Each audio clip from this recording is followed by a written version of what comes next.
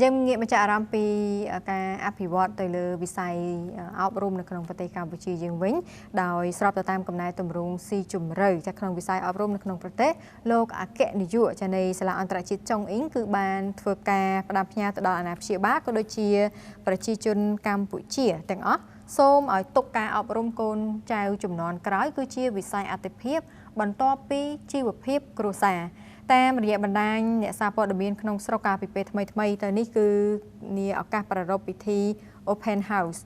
របស់លោកសេងវណ្ណរិទ្ធអគ្គនាយកនៃសាលាអន្តរជាតិចុងអ៊ីងបានមានប្រសាសន៍ថាដើម្បីពុតតម្រង់ក្មេងឲ្យបានក្លាយទៅជាមនុស្សល្អដើរផ្លូវត្រង់តាំងពីក្មេងមាតាបិតានិងអាណាព្យាបាលក្មេងគឺគួរតែបង្កើននូវការយកចិត្តទុកដាក់ថែមទៀតទៅលើការរៀនសូត្ររបស់ក្មេងជាពិសេសផ្ដោតចម្បងទៅលើកម្មវិធីសិក្សានិងផ្នែកភាសាតែកតិននឹងបញ្ហានេះលោកអគ្គនាយកបានបង្ហាញពីភាពជោគជ័យរបស់ចុងអ៊ីងថាសាលារបស់លោកទើបតែដំណើរការបានប្រមាណ1ឆ្នាំប៉ុណ្ណោះប៉ុន្តែក៏សម្គាល់ឃើញថាមានការទទួលការគាំទ្រយ៉ាងខ្លាំងពីសំណាក់អាណាព្យាបាលសិស្សចំពោះការរីកចម្រើនរបស់ក្មេង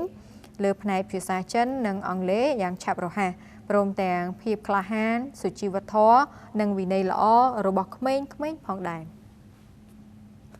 ទី2ដោយយើងផ្ដោតទៅលើជំនាញបច្ចេកវិទ្យាបាទបច្ចេកវិទ្យាសម័យនេះគឺសំខាន់ណាស់សាលាណាក៏ដោយបើសិនជាខ្សោយអានឹងអត់បានទេហើយទៅមុខទៀតrobot ហើយនឹង AI បច្ចេកវិទ្យាទាំងពីរហ្នឹងនឹងជំនួសមនុស្សដែលគេប្រើខួរក្បាលបង្កើតម៉ាស៊ីន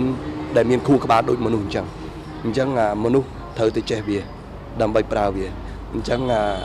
កម្មវិធីបច្ចេកវិទ្យាហ្នឹងគឺជាកម្មវិធីចម្បងទី2របស់យើងដែលយើងផ្ដោតបន្តពីភាសា